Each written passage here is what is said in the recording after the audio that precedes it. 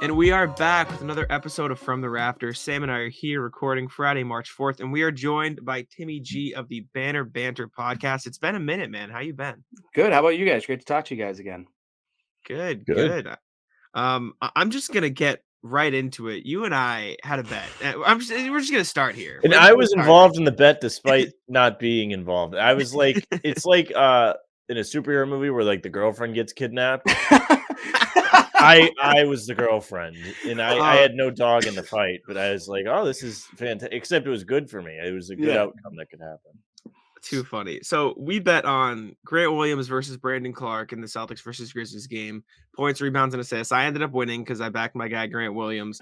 And part of the bet was you had to call him by his name instead of number 12. Yeah, for 1 week. For 1 week. Yep. For 1 week. Okay. Sam and I have been debating on the past few podcasts or whatever. Whenever we talk about Grant, we bring you up because it's funny. Is it a bit, or do you genuinely hate Grant Williams? We've been very much debating. Well, my whole thing is I really wanted Brandon Clark. On my Celtics draft preview that I did, I literally stated I do not want the Celtics to draft Grant Williams. They think that he is going. I understand maybe why they did. I think Danny at the time thought he could be like a Draymond Green. You know, like that undersized big man. Yeah. But I also knew that Grant Williams couldn't jump over a piece of paper. And still cannot. And nothing wrong with that. At the time, keyword being at the time, he couldn't hit the side of a barn. Okay. Fair. So I just thought with the way that the Celtics were, I wanted an NBA ready athlete.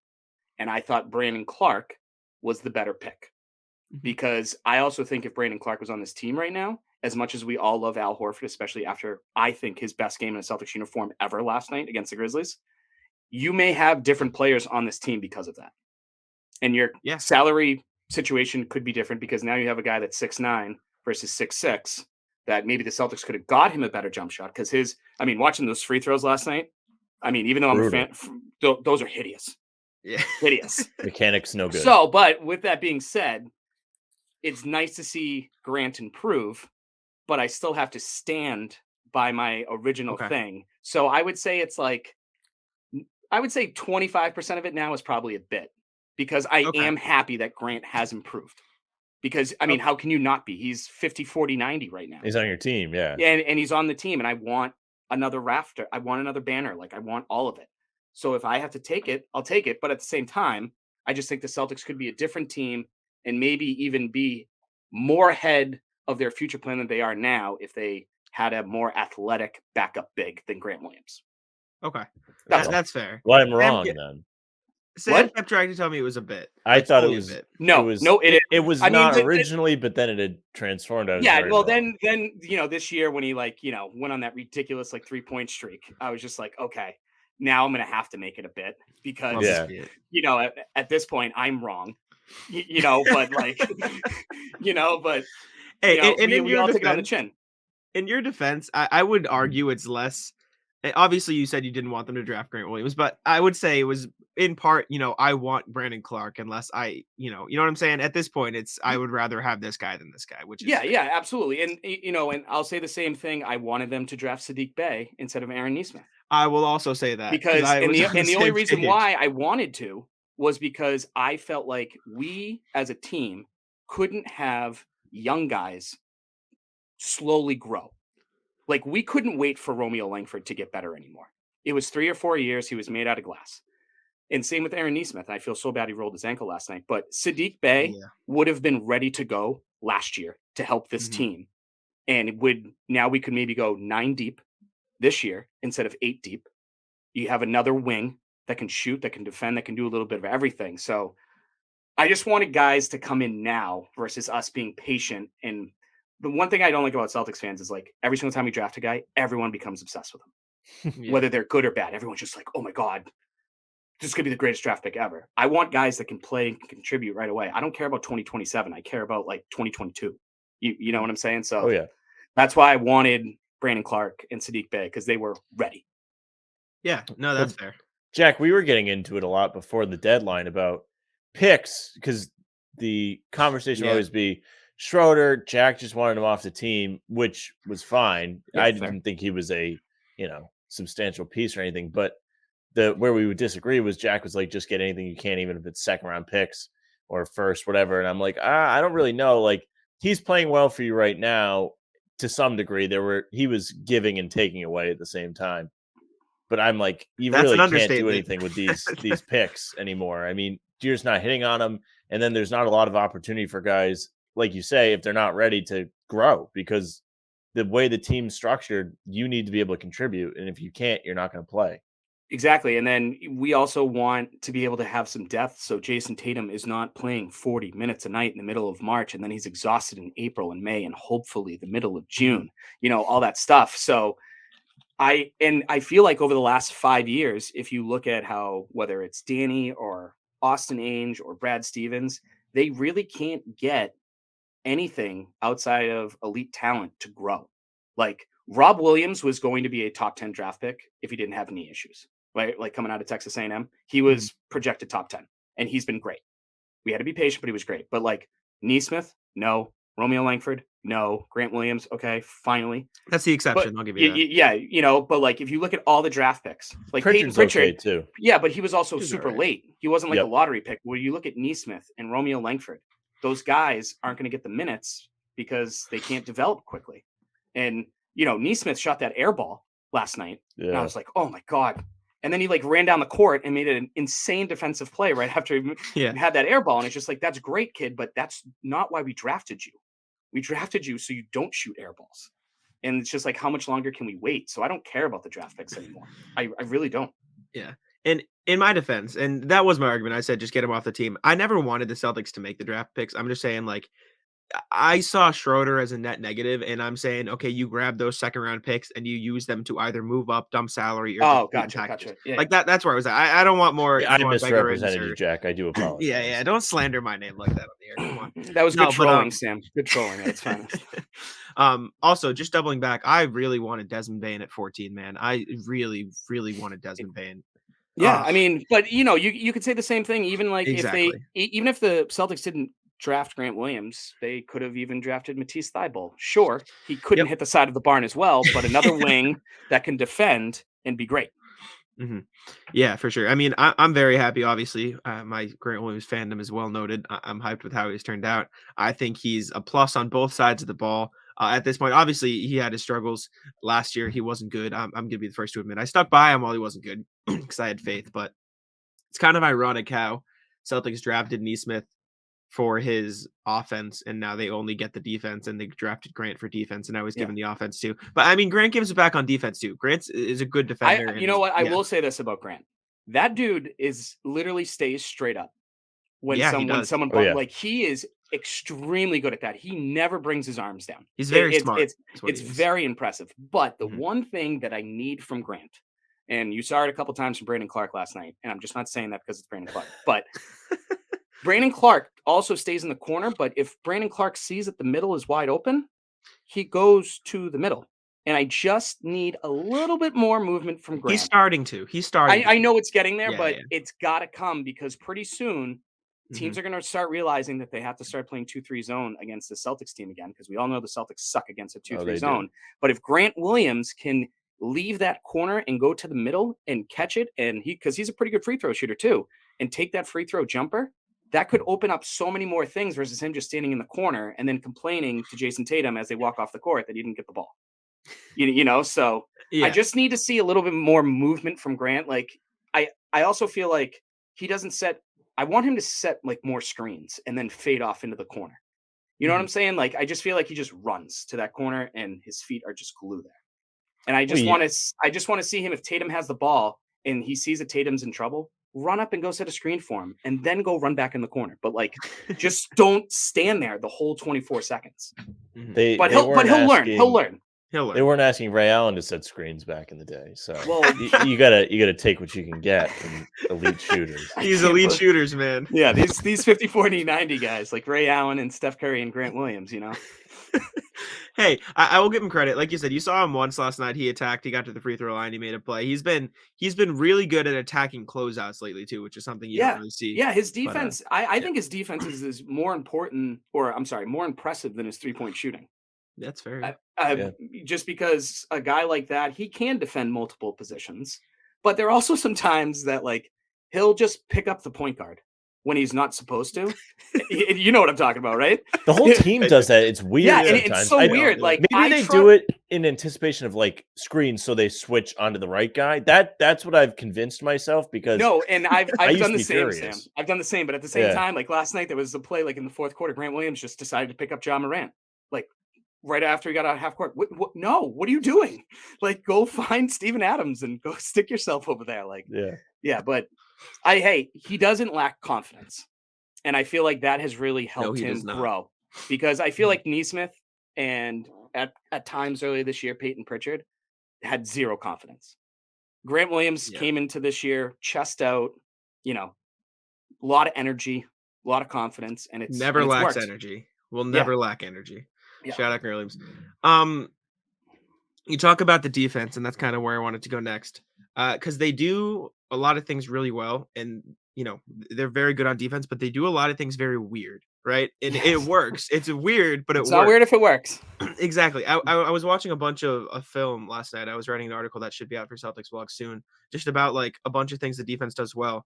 And one of them was individual game planning, right? You saw it earlier in the year with Trae Young, and it didn't work.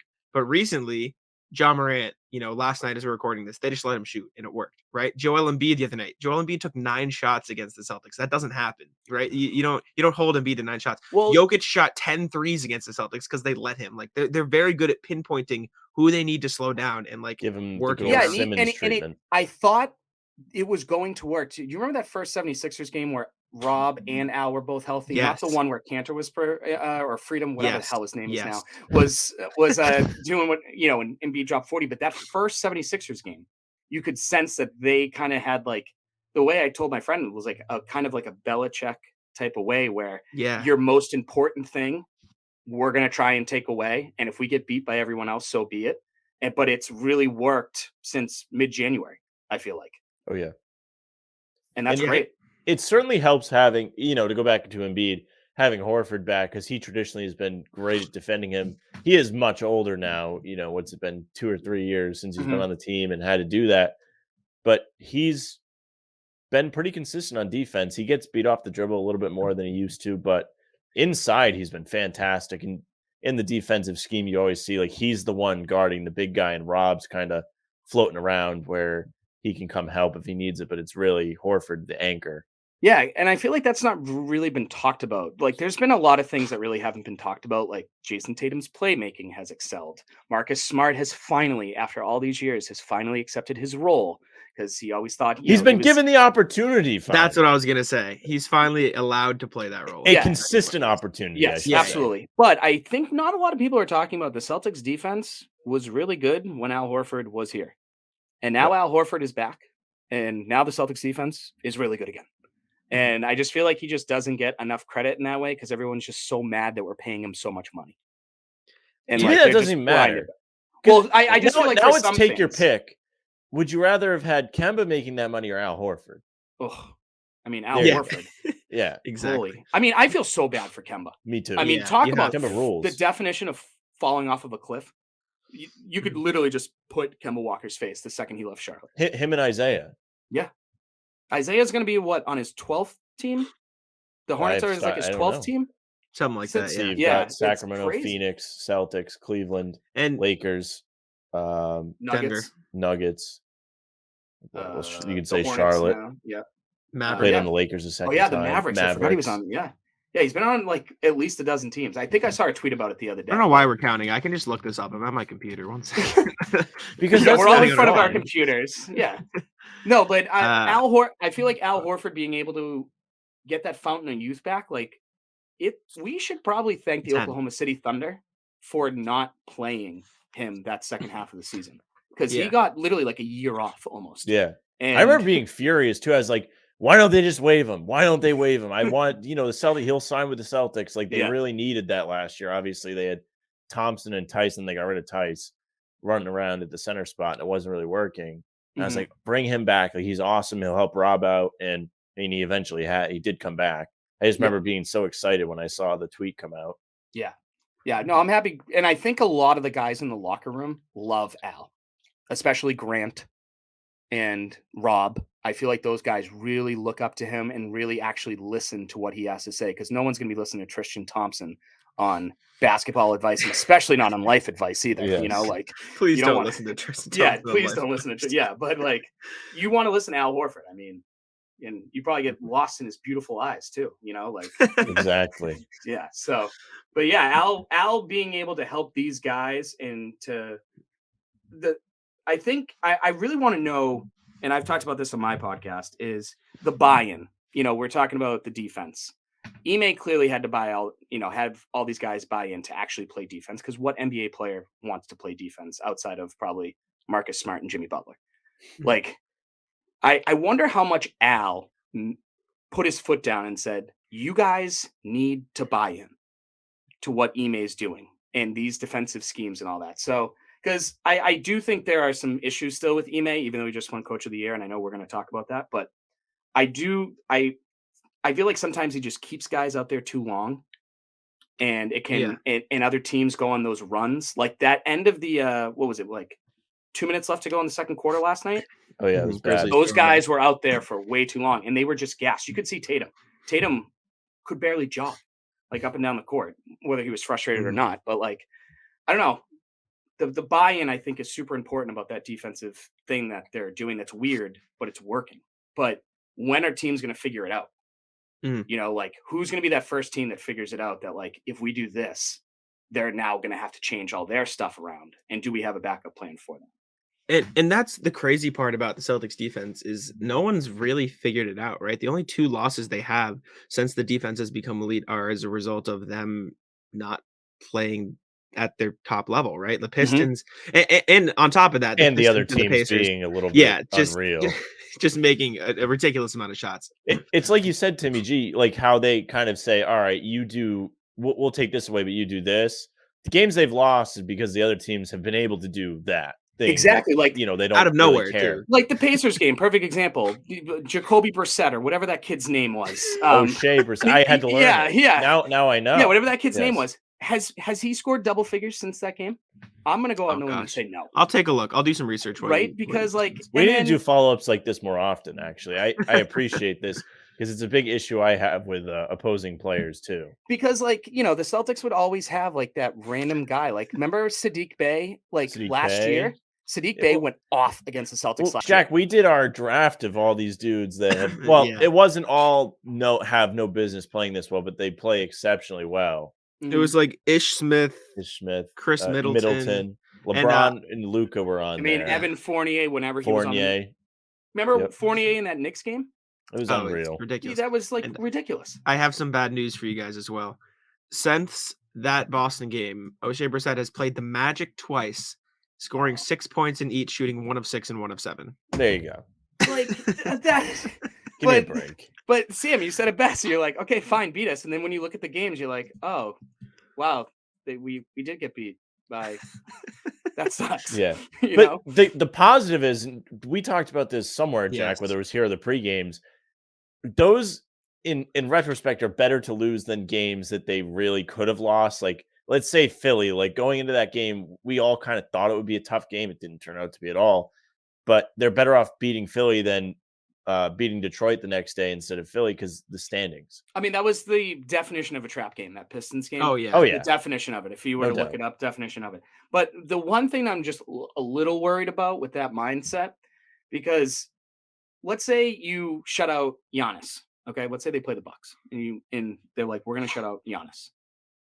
What are you going to do to stop Middleton and Drew Holiday? Because if you decide to shut out Tyrese Halliburton, okay, fine, let Brissett have his day. Like, you'll live with that. But like, you can't live with Drew Holiday and Chris Middleton getting going, or you can't live with Tyler Hero and Bam Adebayo getting going. So that's why I'm really excited. I don't think I'm a schedule like psycho. I look at everyone's schedule like all the time. These last 3 road games for the Celtics in April against the Bucks, the Bulls, and the Grizzlies, we better hope that the seeding's done by then. Because that's Really, a brutal last 3 games of the season to have, especially if all those teams are fighting for playoff spots, because then you're going to have to find a way to shut down DeRozan, and then they have good backup plans after DeRozan. Same thing with the Bucks. But you can shut down Ja Morant, and you're like, you know what, Desmond Bane, go ahead, fine, so be it, and it worked last night. My thing is with the defense is they've been so good at sticking to their game plan, except when they don't have to, and then they change it, right? You've seen them adapt, right? You've seen them switch around their plan. Like that Embiid game is what I was watching last night. A third of the possessions, Grant Williams was guarding Embiid. On like a good third of his like possessions where he took a shot. Like those 9 shots, at least 3 of them are Grant guarding him. And that's because their game plan wasn't so much as to deny Embiid the ball. It was, if you get the ball, you're not getting to the paint. At least 6 of his shots were mid-range shots, right? The only looks he got in the paint were on like fast breaks when the Celtics defense wasn't set. They kept him out of there. If you can do that to Giannis, right? You just say, Giannis, you can catch the ball, but if you try to drive to the paint, we're going to have Robert Williams shift over. We're going to have Al Horford there ready for you. And they'll probably, realistically speaking, guard him with Jaylen Brown or Tatum, right? Then Al Horford and Robert Williams can be there to pinch. And then obviously you have to worry about Middleton on the corner. But at that point, you adjust the defense. Yeah, but you also have Marcus Smart and Derek White probably out there as well. And those guys are quick enough if they're on the top of the key to run to the corner to get that skip pass. And then I also think is a big thing that a lot of teams don't know, because there are times where like when they do switch, you don't know if Marcus is going to come over and trap you, or if Marcus is going to switch or not switch. Like that's why Marcus is so important on the defensive end, because like if Marcus decides to switch, then you're like, okay, this is what we're doing. But if he decides to trap, everyone's like, okay, we're gonna trap. This is what we're doing, which is why he's just so important on that end. He's huge. And there was one possession in particular that I think encapsulated everything the Celtics defense does well. It was against the Nuggets. Jokic was in the corner and he dumped the ball up to Aaron Gordon in the post. And Horford decided, or I assume was a part of the game plan. I think it was Jaylen Brown or maybe Grant Williams. It was somebody who was on Aaron Gordon, and they doubled Aaron Gordon on the catch and left Jokic open from 3. They just left Jokic on the 3-point line because they don't care about Jokic unless he's in the post. You can shoot all the threes you want. If you kill us from 3, that's fine. It's like the Ja Morant thing. As long as you're not in the paint, we don't care what you do, right? And obviously with Jokic, you have to take away either passing or the scoring, and they chose the passing. He shot 9 of 20. But I feel like you talk about how can they slow down this player while also worrying about other players. I feel like the Celtics, in a weird way, aren't as concerned about slowing down the star player. They just don't even let him get to the spot that he needs to be in to succeed. If that makes sense, just makes him uncomfortable. Exactly. And that's all it is. And I think Keith tweeted it the other night. They just thrive in chaos, right? They don't need organization. They just need everybody to be chaotic so they can run around and make life hell for the opposing team on defense. And that's exactly what Marcus Smart needs in his life. Like exactly. He's a chaos guy. He thrives on chaos. But you brought up a good point about like the defense, because remember that insane Marcus Smart steal that he had against the Hawks where he literally like dove out of bounds. Dove out of bounds, flew in the air. Where you actually see him coming from is insane. Like where he like ran over, but that's the risk that Marcus takes because he knows he can trust the other people in the corner on the other side of the court, on the weak side of the court, that he can run over and make that play. And I feel like that is a trust thing that for whatever reason just disappeared last year. Like I just felt like last year, none of the guys trusted each other.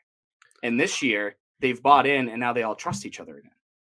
That's on both ends of the floor. That's a great point. And on top of that, I feel like they have more of the right guys to be trusted, if that makes sense. Yes. Now they have Derek White in there, who has been fantastic defensively. We mentioned Horford being back, Rob Williams having a bigger role. Even Nesmith in there when he is plugged in, the one thing he's able to do is defend. They don't have to worry about a Kemba or I don't know. Tristan Thompson's not the best defender, I guess. No, but like Evan Fournier is not a good defender when he was here. Whenever he played his 3 games, for the Celtics, but like he wasn't a great defender either. But you're right, Sam, that like one guy could literally throw off the whole thing. Like if you have Marcus and Jalen, Jason, and Rob out there, and then you just have Kemba out there, and 4 of them are locked in, but Kemba isn't, that throws off everything. It's not even him not being locked in. It's like he physically cannot. So they don't have anybody you can pick on anymore. They're finally athletic and healthy. Exactly. Athletic and healthy helps a great deal. For sure. 100%. And you even see it when Pritchard gets on the court. They have to adjust a little bit, but even Pritchard's like scrappy enough to keep up with some of these guys. Like you saw him play defense against Trae Does a Young. pretty good job. He's not a good defender. Like I'm not going to sit here and say, "Oh, Pritchard's better than defender. IT was defending." Exactly. Like, he's better than IT, and he's better than Kemba. So yeah, he's just a little thicker. He is thick. Peyton. He really we'll is. Give him that. Yeah. 100%. 100%.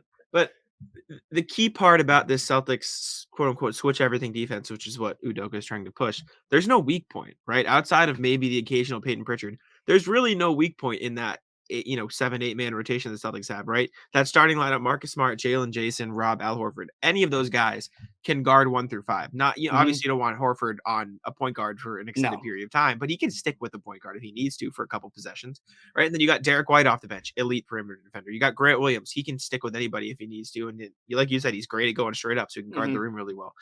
Even Peyton Pritchard, Aaron Nesmith, neither of them are good defenders. But they just know their roles within the defense. Exactly. And can trust the people behind him. Like, exactly. That's why I feel like Al doesn't mind picking up a point guard, because he knows he has 4 guys who are going to slide down and come in and help and disrupt anything that's going on.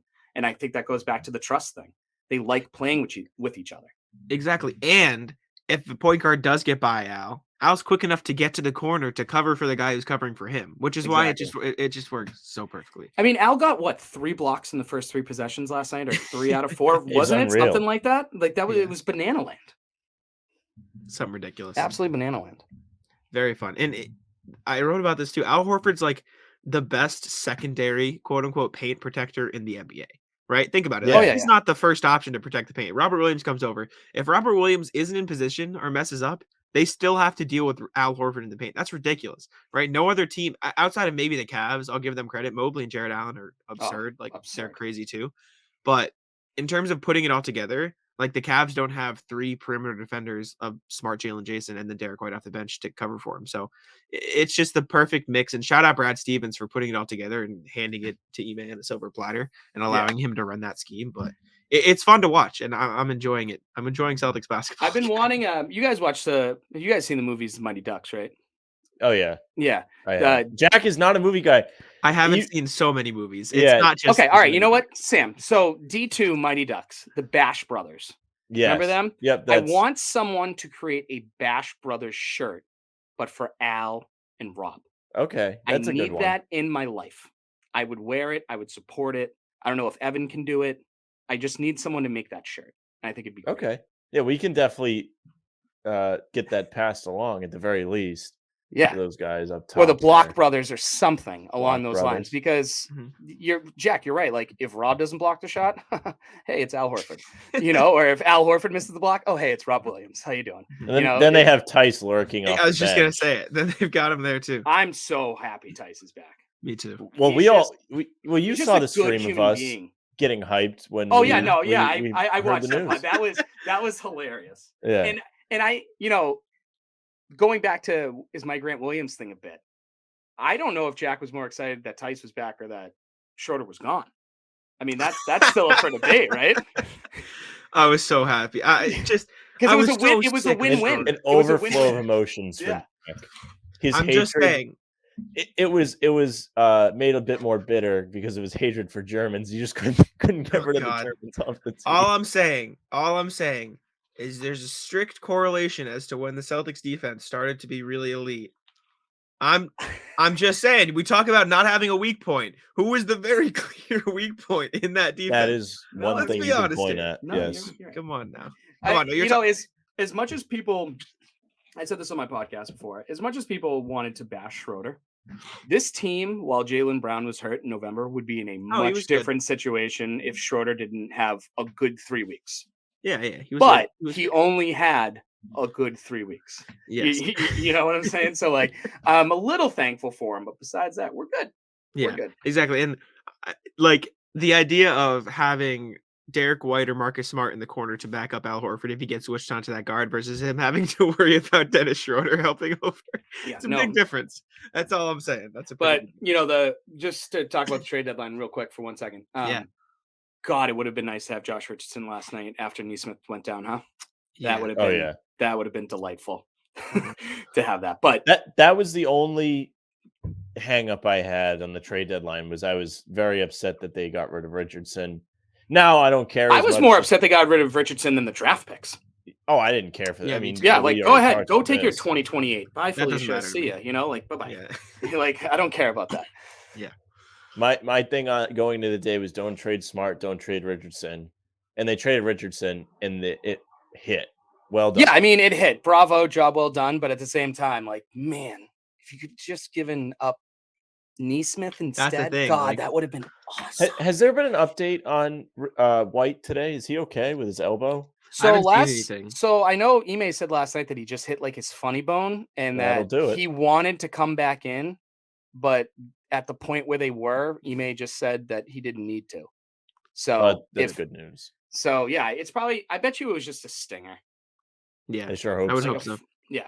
Had flashbacks. Because I swear to God, if we go back to hospital Celtics again after this little, run and then Smart and Rob crashed into each other. I was panicking. No, yesterday was a bloodbath. I have never sat down quicker in my seat in my life when I saw both of them down. Because I stand the whole game and I literally just sat down and just went like this. Oh my God! Because it happened in the same exact place that Jalen and Neesmith got hurt. It was paint. Yeah, on TV. Someone. Sam, you talk about the training staff, right? Whatever. I know it's just horrible, man. I know it's a bit at this point, but let's be honest. Whoever mops the TD Garden floor needs to be fired because we're talking Jalen, we're talking Neesmith, we're talking Robinson, and then on top of that, Trae Young and Steven Adams both rode their ankles I forgot at TD Garden. Yeah. But Steven Adams happened in the same place that Jalen and Neesmith went down too. Yeah. Trae Young was on the opposite end of the floor, but like I feel like that one spot, someone needs to be checked. Someone, whether they have to unscrew the parquet and then put a new piece back in, something cursed. They got to give the mop guys a sit down. I think you're right, Jack. Well, that brings up a bigger discussion for probably a different time. But do you like the towel by hand or do you actually like the sweeper? Oh, I don't know. Maybe you need to add to the spectacle with the towels. Well, because in like really the college basketball games, you have like that, that intern that just like runs out and just scrubs his life with the towel. I feel like my favorite thing at college games, and I noticed this like a couple years ago, they have dudes for TV timeouts that literally just carry chairs around and they come out two apiece and they go bang and they like put the chairs down for all the dudes. Yeah, and those are also the same guys that probably then just wipe the floor afterwards with the towel. I like the mops because I just think they're efficient. You can get a lot more done. Because especially at the free throw line with all those dudes just standing there for like 25 minutes with how long these free throw rituals take, I like the mops better. But maybe they got to switch to towels. Maybe we got to reach out to Wick. With the mop, how often do they change the film on the end? Because there could still be residue there, right? With towels, they probably switch out. They have to switch out new towels every time, so they're always getting dry towels in there. Yeah. So that's what I'm saying. That's what I'm thinking. Maybe it's a cost. Maybe it's a cost thing. Yeah. They don't want to spend all that money on the towels and laundry. Wick just wants to stay under the tax line. He just wants to stay under the tax. Doesn't he ever? Stay under the tax. Well, cost even injuries, right? I saw Keith tweet this earlier. Isn't it ironic that Al Horford could potentially get his finals bonus in Boston after signing in Philly? And that got me thinking, how angry would Boston fans be if the Celtics managed to make the finals, right? Let's say they go on a run. Al Horford gets his extra $14 million and then Wick trades him to save tax. How mad do you think Boston would be? If they win it? It's just to get there. So they don't just to get there, sure, we can have that conversation. But if they win it, I don't care where he goes. Give me another banner. Give Tatum a banner, give Brown a banner, give everyone a Marcus a ring. Get Marcus a ring, and then all right. Well, you disagree? I don't think Kevin Garnett's number should be retired. Well, that's fair. But see, I think I understand that because he wasn't here very long. But I think Marcus has been here. I think Brandon Bass was on the Celtics longer than KG was. I don't know. That's mean. True. That's mean. No, I don't know if that's true. No, Brandon Bass was here for like 4 or 5 years, and so wasn't KG. KG was 6. I'll do some research. But it's just one of those things where. And plus, 36 is not a desirable. You're not really costing anybody with that one. Well, yeah, because he probably had no choice. Because wasn't he 33 at Oklahoma State? Right? If you retire it, nobody's losing sleep. Yeah, that's true. But at the same time, then you just have that entire banner of emptiness. It's very true. Because I honestly think Brandon Bass is 4 years. Okay. Mhm. I honestly think one of the reasons why they're putting up KG is because they don't think they're going to retire another number ever again. And you just have that blank spot. Because the only person right now that could possibly get their number retired on this team, if they stay the entire career, that's going to be a first ballot Hall of Famer, is Jason Tatum. Marcus Smart probably deserves it, but if Marcus Smart never wins a ring, he's not going to. He's not going up. Won't. It'll be much more Jason of a debate. Tatum never wins a ring, you can have the debate, but they're probably not going to put it up. That's why I really think that 5 going up is just to fill that last spot, and they're not going to retire another number. Because if I'm also a big fan that Ray Allen's number should be retired if you're retiring KG's number. Because I agree. Kevin Garnett is not on this team. Kevin Garnett never wanted to be a part of the Celtics until Ray Allen got traded to the Celtics. And Sam hates Ray Allen. Yeah, Sam hates Ray. I agree with what you're saying now. Like I understand why I understand why you dislike him. But if you're gonna hang up KG's, hang up Ray's. I agree. It's the same thing. Both first ballot Hall of Famers. I understand he backstabbed the Celtics. Blah blah blah. But like next week's gonna be a lot of fun at the Garden. I can't wait. Awesome. I'll be there. Great. I imagine you will be there. Yes, absolutely. I'm going to be there. Something else. I forgot to say this. I think Sam might have won the bet in general because I don't think I'm going to be in the country for the first round of the playoffs. Where are you going, King? I'm going to Ireland with my girlfriend. Oh, that's right. That is right. I've always wanted to go to Ireland. I'm very excited. We're going to see Ed Sheeran because I admittedly love Ed Sheeran, and I bought her tickets because everyone has their closet band. Ed Sheeran's he's amazing, but she's always wanted to see him in Ireland because she used to go there for like archaeology camp and stuff. So I bought her tickets to see Ed Sheeran in Ireland. Wait, did you say archaeology? Yeah, she's going to Ireland actually this next upcoming school year to get her master's in archaeology, I believe. All right. Well, I'll still stand by the bet. If Sam wants to come to round 1, game 1, I'll represent he can come. The pod. And if they make it deep and you come back, you can come. All right. I appreciate. Now you're really getting the benefit. I should be cool because I'm going to Florida first because my papa is getting married. So I'm going to a wedding. And then we are flying back to Logan, staying at the airport and getting another flight to Ireland immediately after. So I'm going to be traveling a lot. I had to do that in October myself. I was afraid I was going to miss some Celtics home games. I was the best man in 2 weddings in back-to-back days in 2 different states. Oh my goodness. Were the states far away? Columbus, Ohio, and Savannah, Georgia. Okay, so yes. Yeah, a little travel. All that tells me is Timmy G is the man. Everybody wants him as the best man at the wedding. It was my 4th time being the best man. Jeez. 3rd time, 4th time? Yeah, I think it was my 4th time. Awesome. Damn. But you know who also is a great best man? Damon Stoudemire.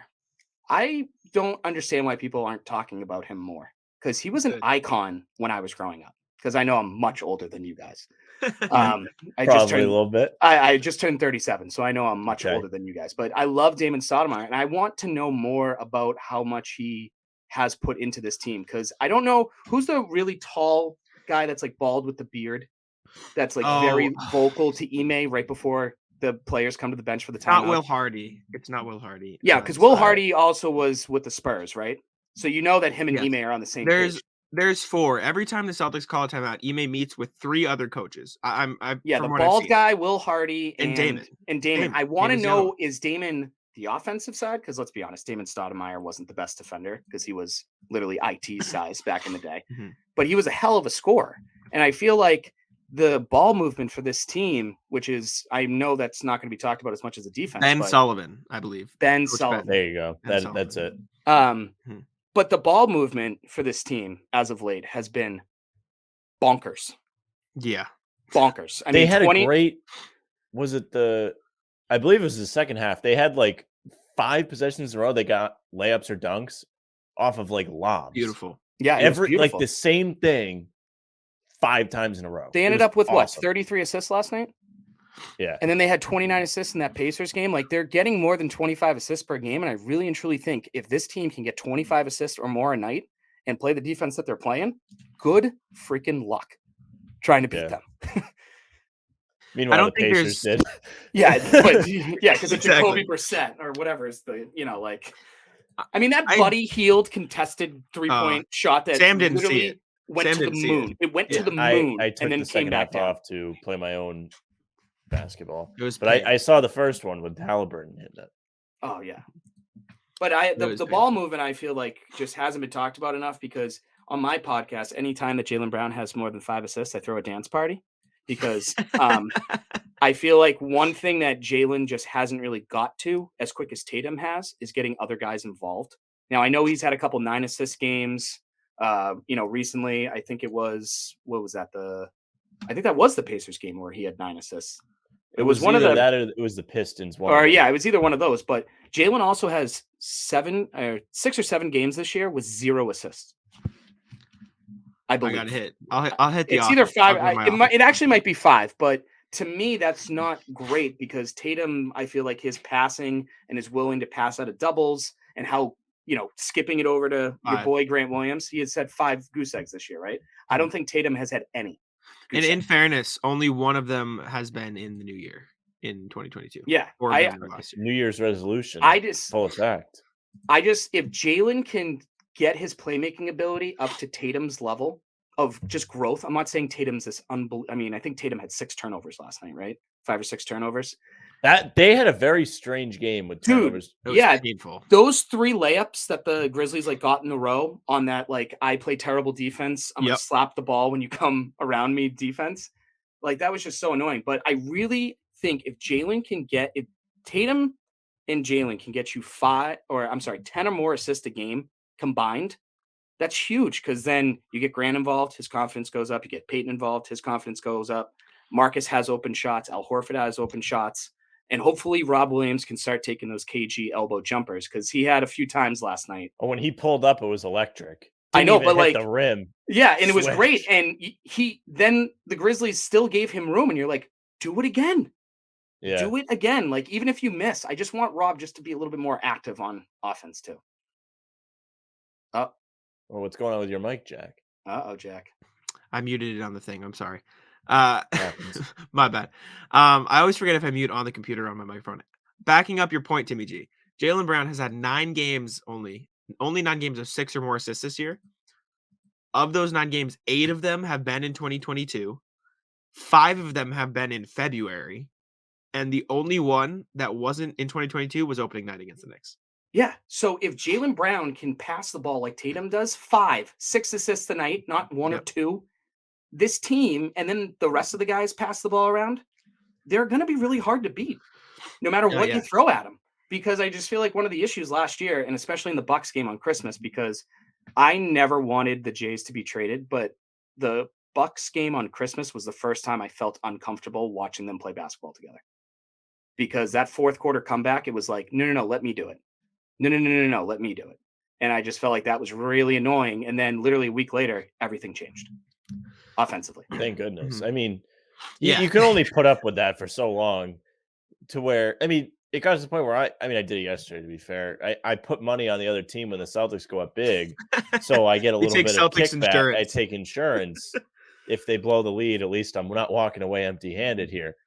And I did do it yesterday because I didn't think they looked good in the first half, but I'm glad I did not get paid. I feel like that's one thing you can kind of credit Ime this year as well, especially winning the Coach of the Month, is when things get bad. I felt like last year when the guys zoned out Brad, they stayed bad. Yeah. Whether I bet you Brad made some phenomenal in-game adjustments, but the players were like, nah, we're good. But last night they sucked for a little bit. And Ime called a timeout, and then they come out of that timeout ready to go. And they expanded that lead, especially late in that third quarter, and it was great. Second half, they came out on fire. Yeah, and they, especially in that Hawks game, they were awful in the first half in that Hawks game. And then both of them. Yeah, and then they literally just went banana land in the third quarter. It was crazy to see. Again, shout out Keith Smith because I'm just stealing his ideas and bringing them to this podcast. Keith is awesome. I've always tried to get him on my podcast, but he's always so busy. Yeah, that same. He said this. He tweeted this. The Celtics take the first half of games just to feel things out, right? Then the second half, stupid defense, stupid everything. They know their game plan, and you have to imagine part of that is Ime taking the first half to say, okay, what do we need to do to beat this team with the way they're playing? And then just keep yourself within breathing room, right? And against the Hawks, breathing room was evidently 17 points. But you keep yourself within room to make a comeback. And then in the second half, you just suffocate the other team to the point where they can't score, right? And it's worked, right? Realistically speaking, outside of, again, the Pistons and the Pacers, who decided that they were just going to play like the Warriors, it's worked, right? It's worked wonders. And shout out Udoka. And my question: have you always been on the Ime train? Because I know I've been very vocal about wanting to give him time, etc. I think Sam has been similar. He might have had doubts. And stuff. Obviously there's been struggles, but yeah. Good. Yeah, no, I had doubts obviously to start, but I also knew that I don't know. It's tough because so many people were so about him and were so happy about it. It's like the draft picks, like you said. Yeah, you don't see change right away. Everyone freaks the F out. Like they go banana land. Like if this team doesn't go 82-0, people lose their minds. And it's just not going to happen. Dude, I tweeted this out like a week ago. Oh my God. Yeah, you did. I was talking to Sam about this. If a team wins 60 games, that means they lose 22. That means you're losing like whatever, around like 25-30% of your games, right? And that's an elite season. And that means Celtics fans will be miserable for 30% of the year just because they decide to panic after every loss. Celtics fans, I run a Celtics podcast. I'm in the media. I love it. Like I've been a fan myself for my whole life. The worst. They're just the worst, right? I think they should win every game. I'm guilty. No, I don't expect them to, look at Sam, I think that's the difference. Like you want them to win. People expect. If they were to go up against Allen Iverson, Kobe Bryant, Shaq, Michael Jordan, and Kareem Abdul-Jabbar, and they lost by 20, people would be like, fire Udoka. Yeah, like people would literally do that. And you just have to be. One thing that I want Celtics fans to be is just be realistic. Like if Marcus Smart hits 7 threes in one game, the next game, I promise you, he's not going to hit 7 threes. And you just have to be realistic about that. Sometimes you're just going to find your footing. You see 7 go down, there's no coming back. No, I get that. But like the next game, if Marcus goes like 1 of 8, people are just like, see, I told you Marcus Smart wasn't a good shooter. No, shut up. Like they're just not realistic. It's either cloud 9 or hell. There's no middle ground.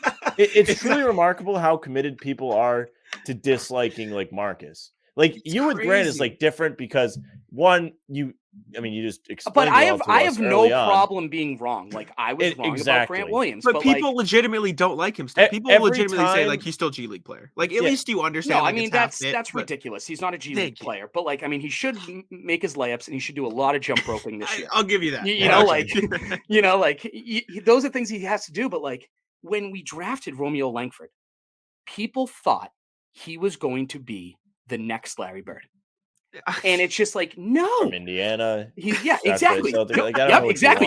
Keep going, Sam, because that's what everyone thought. And the thing with Udoka is like you had to be patient. Was there some times where I was just like, dude, those rotations are brutal. Like especially when Smart and Schroeder are on the floor together. That was hard. That was Jackson. He really thought that worked. But then come January, he realized, okay, it's not working. And that has been a huge help for this team. Is I think Udoka is not only getting used to being a coach, the head coach. I also think he's getting used to his players, and then I think his players are finally getting used to the system that he wants. But you can't ask people from Boston, Massachusetts, to have patience. No. It's impossible. No, you can't. I'm very impatient. I am too. Yeah. But and I didn't want Brad fired because I thought it was a player's fault. Brad got fired. I agree. Move. I thought it was a player's fault. Blaming the coach is 90% of the time wrong, I feel like.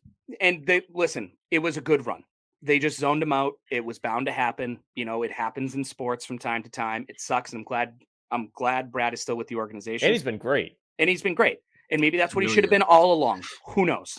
But I'm pretty sure when the Celtics won 18 in a row, when Kyrie Irving had a broken nose and Brad Stevens was the coach, everyone loved Brad Stevens. But the second they didn't perform well, everyone's like, this dude should be fired. And that's just like what I just hate. Like everyone doesn't think Brad Stevens is a good coach anymore. He is. He's just not a good coach for this group. I don't get it. And you're totally right. You're totally right. It's so frustrating. And Udoka is a good coach for this group. He could go down to Memphis and he may not be a good coach for John Moran and Desmond Bane and Steven Adams. They may not fit.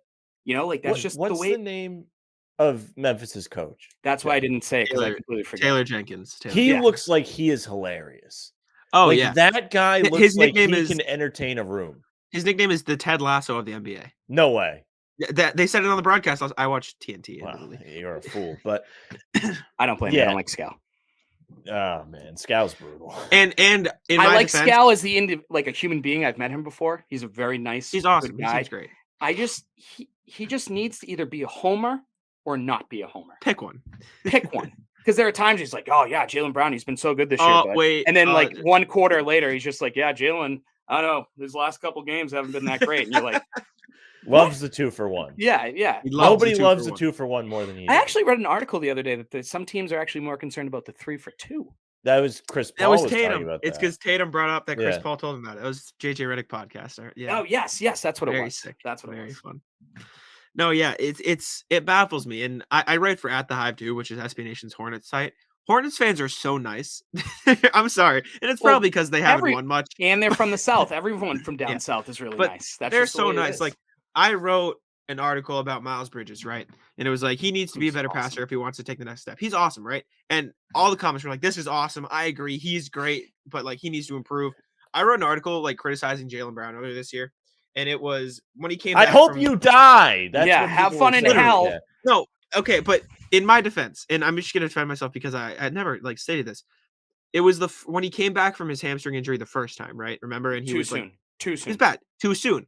But I wrote the article before it was announced that he was out again, but it was released after he went out again. That's how it works. So I got absolutely slewed. There were people on Twitter saying unfollow this, unfollow him. I'm not following you. This guy's like in the comments saying this guy's stupid.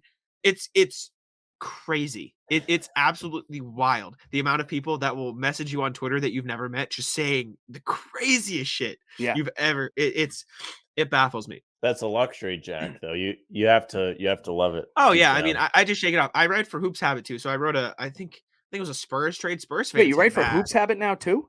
Yeah, Jack I'm is the side expert over there. a star. Dude, we should just call you Jackson Nobles from now on or something with all the stuff that you're writing. Good grief. I appreciate it. But Spurs fans are angry. I wrote a DeJounte Murray trade article. Has Romeo played yet? No, I don't think he's played. Okay, so you wrote an article bashing Murray? I think I'd be mad at you. No. I wrote an article before the trade deadline. No, he's phenomenal. I wrote an article before the trade deadline when there were those rumors of like they might look to trade him this offseason. So I wrote three trades for DeJounte Murray. And I prefaced it with, I don't think the Spurs should trade DeJounte Murray. But if they did, no one cares about that. No, of course not. So in my DMs, I just got, oh, you're from Boston. Of course you're an idiot. I'm like, who are you? Like, why are you talking? It's wild, the amount of people on the internet. But Romeo is not playing. I like Ime. At the end of the day, I like Ime. I like what he's done with the team. I love his wife. I used to watch Fresh Prince of Bel-Air all the time. Niall legend. I've convinced myself that Ime only played Schroeder all those minutes so Brad could trade him for Tice. That I've convinced myself just to up his trade value. That's the only reason he played him. It's definitely not true. It's definitely just me trying to convince myself. But that's what I've. There probably is a little bit of truth to it, especially towards the end. Oh, absolutely. Because Pritchard started playing well, and then Schroeder came back and he kind of put him back in the lineup.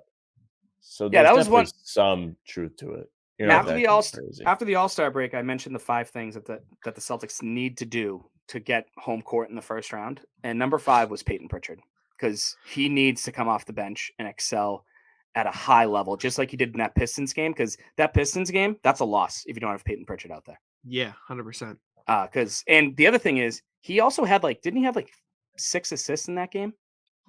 Yeah, it was something like, it was not just a scoring game for him. Exactly, and that's where I feel like if Peyton can also get other guys involved, like if he sees a defender flying at him, pump fake, have another defender come at him, and then throw the ball off into the corner to Grant or whoever else is standing there and get a wide open look, let's do it. 6 assists. 6 assists in that game as well. Yeah, so I just feel like Peyton, as long as Ime trusts him, which I think he does now, I don't think he did to start. Just like Brad didn't trust Nesmith last year. And he shouldn't have, because Nesmith wasn't ready. But everyone was mad at Brad because Nesmith was a lottery pick. And people think because you're a lottery pick, you're NBA ready and you should be starting. It's crazy. Not true. People like to treat when it comes to youth, people like to treat the Celtics like the Thunder, but when it comes to winning, they like to treat them like the Lakers. Or that's a terrible example this year, but just in expectations, I mean. Yes, I get what you're saying. But yes, it's crazy. Yeah, they should go 82-0, and every single person that they draft should be Giannis. It's true. Because, that is how it should be. Yeah. If I was in charge, you'd make the Lakers 0-82. The Celtics 82-0. Just poor. Can we talk about that though for a second? Just how hilarious it is that the Lakers. Sam, I'll let you preface it. The Lakers and the Knicks, though, it's just like wow. Just I mean, listen, I don't know who could have told you those things. all right. Come on. But it is Come truly a great world we're living in right now.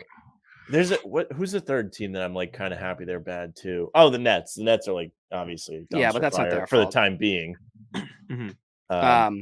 But there is nothing that brings me more joy in life. Like even if I have a kid later in my life, there will be nothing that brings me more joy than seeing a W next to the Boston Celtics and an L next to the Lakers.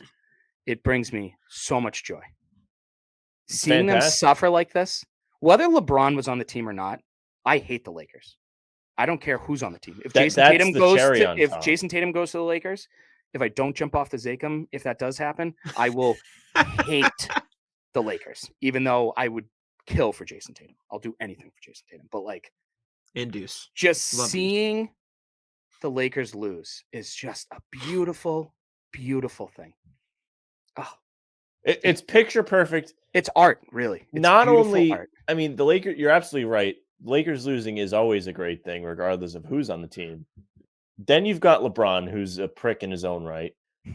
And then you have that he handpicked his whole team. And he tweeted his friends. And then he tweeted saying, keep talking about us. We'll see like when we're good. And then he deleted it. And they are 7-8 games under 500, won 3 of 11 games now. They're closer to the 13th seeded Kings than the 8th seeded Clippers. And that's what I'm talking about. That's my kind of. But with that being said, LeBron should get MVP votes. He's playing at a level that is probably better than anything he's done over the last 2 years, even the year that they won it in the bubble.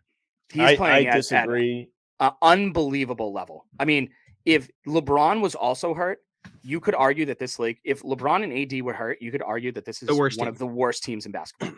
Like the worst. Yeah. I would take everyone on the Pistons over everyone they got over there. Mm-hmm. I would take Grant and Bay and Cunningham and who's Kelly. Give me Olynyk. Give me the clinic. Isaiah Stewart. Give me all those guys. Mm-hmm. I disagree with not that he's playing well, and it's not just because it's LeBron. It's just anytime a team's that bad, that dude don't get MVP votes. I mean, I don't think he's actually going to get like number one MVP votes, but he is going to be. Someone is going to vote for him for MVP, whether it's first, second, or third. But he will absolutely be All NBA first team, no questions asked. I sure hope not. I mean, listen, I don't want to see the guy succeed. He's broken my heart plenty of times, but I'm also over that. When I saw him Game 6 drop 41 points in a Heat uniform at the Garden, I said to myself, I'm done hating LeBron. Because that was one of the greatest performances I've ever seen live on a basketball court. It was unbelievable. He's ridiculous. But the second he gets off the court, he's an asshat. He is, absolutely. There we go. He is a great player. There's no denying that. And the only reason I'm saying he shouldn't get any accolades is just because the team's bad. No, that's fair. I stick to that. I will. If it was Tatum and the Celtics were bad, I'd say he doesn't deserve it either. Okay, Sam told me Tatum didn't deserve to be an All-Star this year. I didn't think he did. He's picked up significantly since I said that. Sure. But let me ask you this: were you mad Tatum didn't make All NBA last year? No, I don't think I was. Okay. All right, because if you were mad that Tatum didn't make All NBA because the Celtics sucked last year and he didn't deserve to make All NBA, which is to your point about LeBron shouldn't get any accolades because of that. Which is, I think I might even said it because we were talking about it. We were talking about the money thing, and I mean, I feel bad for him. Yeah, I mean that sucks, but he's fine. Yeah, but the team was bad. But he's fine. Tatum's going to be fine. Sam is very adamant. Deuce will be okay. Yes, Deuce wearing the polo jacket last night with the he's courtside seats. I love Deuce with the iPad. You could actually argue that if there were Deuce Tatum jerseys available, people would buy them. Well, people would buy shirts. They would go off the shelves quicker than Jason. Oh, 100%. 100%. My girlfriend would buy one. She loves Deuce. Yeah, I mean, how can you not? I mean, that picture of him last night basically sleeping while his dad dunked was hilarious. Amazing. What I was going to say, Sam is so very adamant about if a player is not on a winning team, he is a bad player, which I obviously disagree with. And we've had fights. I remember our biggest fight was before this year, Zach LaVine sucked. was Sam's argument. And obviously we disagree. I thought people were gassing him for I'm like, I don't know what you want. Like they're not doing anything. I think Zach LaVine has always been a good player, but he probably got taken to the next level because of the market he was in. 100%. That's totally fair. Because in all honesty, who's watching the Minnesota Timberwolves?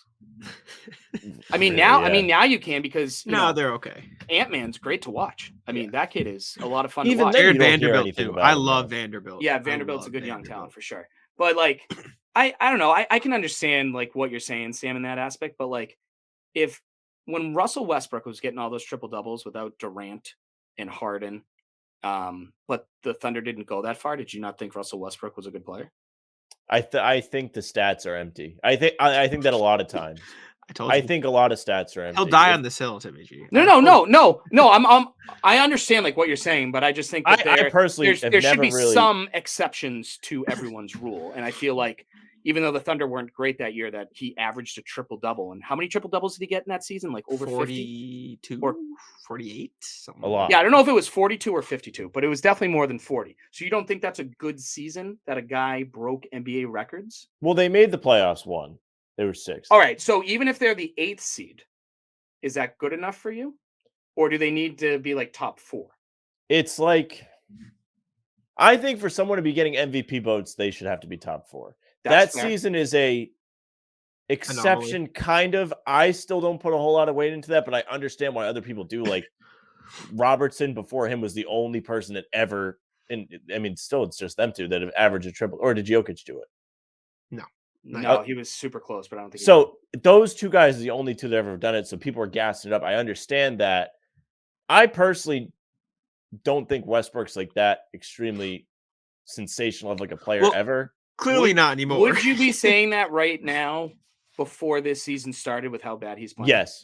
Okay. All right. Yes. He did. In his defense, he did say this before. Okay. Yes. Because I feel like a lot of people that loved Russell Westbrook are now seeing how bad that he's playing, or it's kind of like that Homer Simpson gif where they're all they back into that bush where it's just like, no, Russell Westbrook is a future first ballot Hall of Famer and had one of the greatest statistical NBA seasons of all time. He's a good player, but he has fallen off a cliff just like Kemba has. I think KD rules, and I think that like the fact that they didn't really make the finals more than once with them together, like kind of says a lot.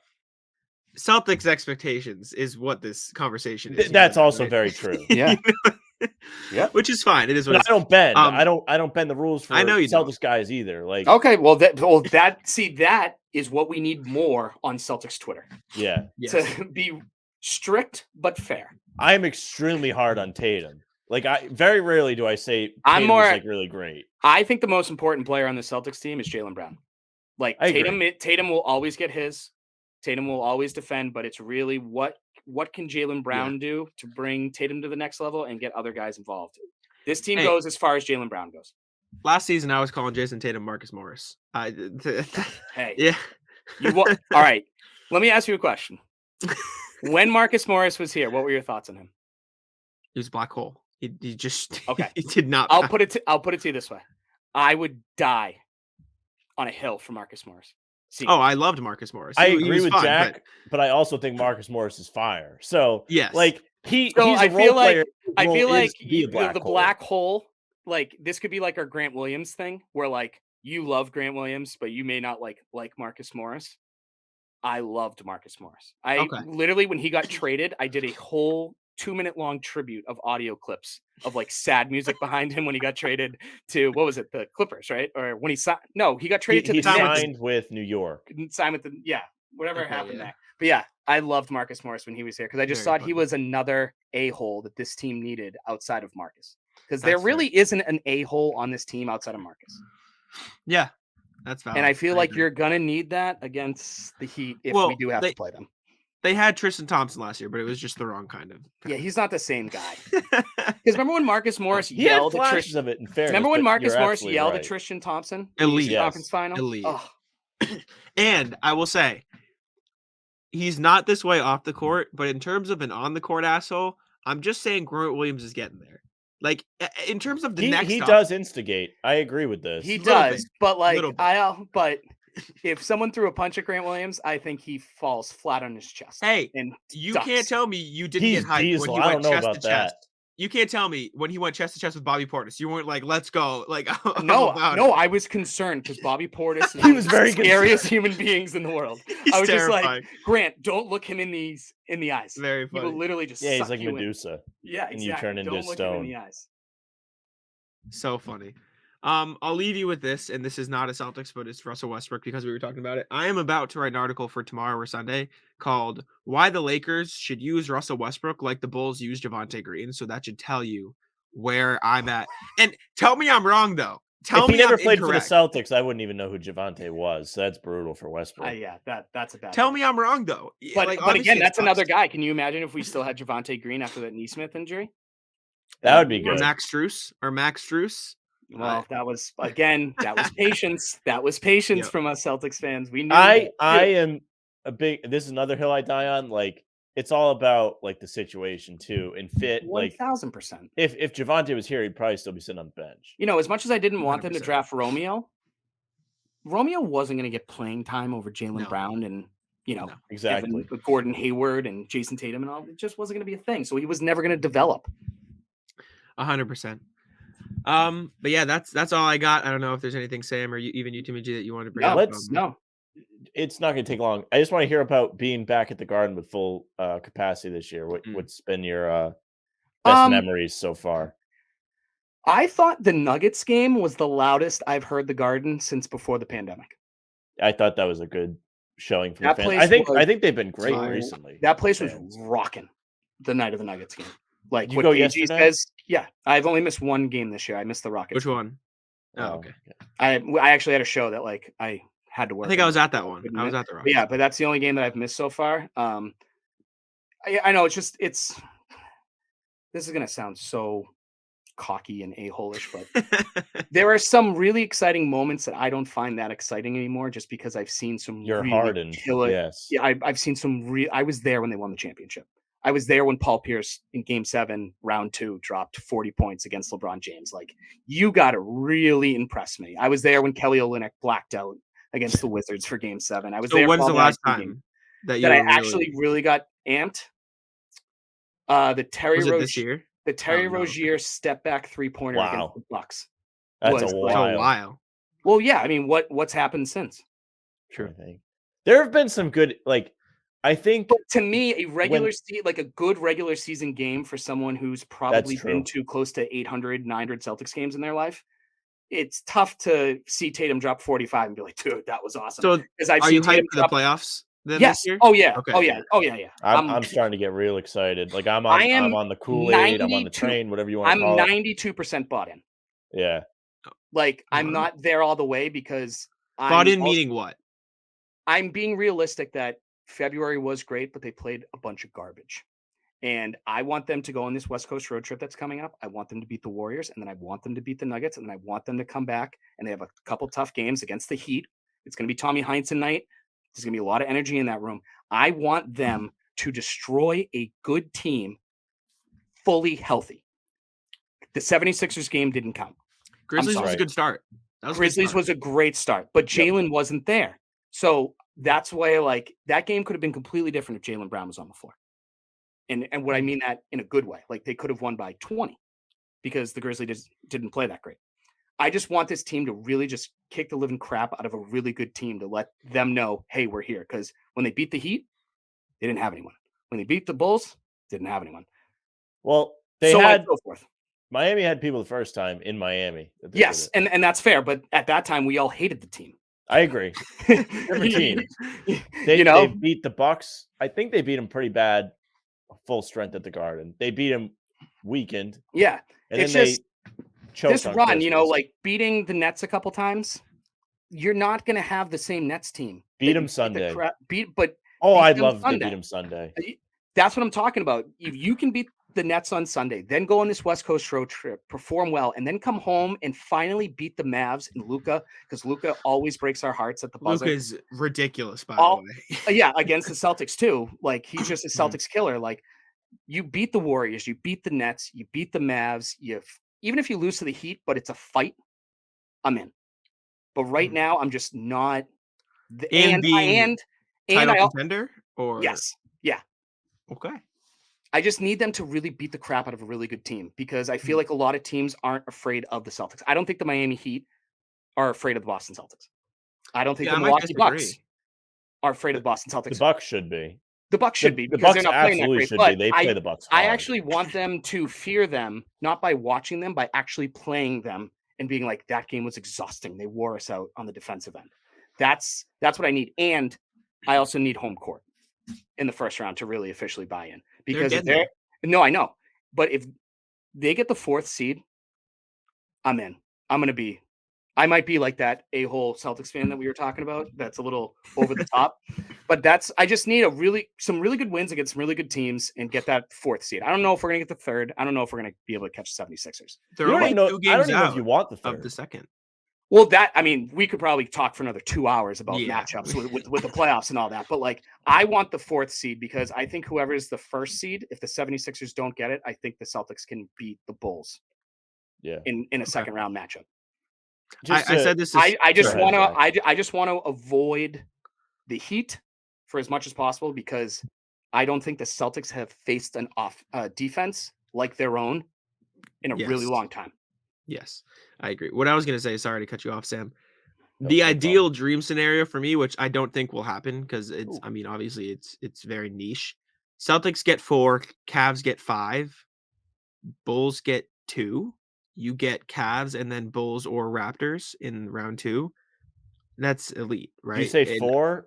You want the Bulls to get 1 in that situation. Oh, yes. Sorry. I meant Cavs drop to 6, Celtics get 3, Bulls stay at 2.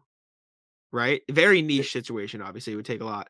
Celtics what you would want is you would want Heat 1, Nets 8. Yes. 100%. And let them just go at it. And then which might happen. Yeah, whatever team that comes out is probably going to be exhausted. And then the 76ers, let's just say, play the Raptors. We play the Cavs as the 3 seed, and then 4-5 is Bulls, Bucks. And then we get the 76ers in the second round. I'm into that. Harden hasn't won crap in the playoffs. I'll take that risk. Yeah. I am bummed that they don't have another matchup against Philly just to get test the waters on that one. Yeah. They look good. I mean, they played some. I feel like they've only played the Knicks. I feel like that's all that they've played. Them and the T-Wolves. And Timberwolves are fine, but the Timberwolves also average the most fouls per game in the NBA, which is just a dream for the 76ers. But I tweeted out the other day that all the top 5 teams in the East, their next 3 games are no joke. And I think, Jack, you actually liked it. Like, the Heat have like the 76ers and the Bucks have like the Suns and the Bulls. Bucks Bulls today. Heat Sixers tonight. I sent it to the pregame chat. That's what I was going to say. These next 10 days, like until basically the end of the Celtics West Coast, that 4-game West Coast trip, all those teams that are above them have some really tough schedules. And the Celtics are the only team out of that bunch with a winning record against above 500 teams. Fun fact. Grandy tweeted that a couple of days ago, which is huge, right? And you wouldn't think it. But... Which is why I want them to play one of those teams and be like, yes, this is why you have a losing record against 100% teams that are 500 because you're not on our level. 100%. That's what I want. Yes. Anyways, thank you. We appreciate your time. Thank you for joining us. I love talking to you guys. It's always a blast. Very much appreciate it. Let people know where to follow you on Twitter and stuff. I usually say it, but I've messed it up too many times. So Facebook and Instagram, you can go to Banner Banter Podcast, and then Twitter is Banner Banter 18. All right. Awesome. Perfect. Well, thank you so much, Timmy G. Make sure to go check him out everywhere. Thank you so much for listening. And per usual, I'll let Sam wrap us up here. Yeah, guys, thank you very much for listening or watching. If you're on YouTube on Bannertown or Guy Boston, make sure you subscribe. If you're on Guy Boston, you can always check us out live half hour before every Celtics game. It'll be an assortment of Jack, me, Tim, KJ, at least 2 of us usually. Jack almost had to go solo yesterday. He was rescued, which is very good. I was last second. And if you're listening on Spotify, Apple, whatever it is you listen on, follow the pod. Make sure you get all the new episodes. It's always a good time. Make sure you follow Timmy G. We always love having him on at Banner Banter 18 on Twitter. Make sure you follow the Instagram and Facebook as well to get all his stuff. You can follow Jack at Jack Simone NBA. You can follow Bannertown at Bannertown USA. You can follow me at Sam France NBA. That's Taco, come on. Taco's having some fun here. That is bogus. These guys are ridiculous.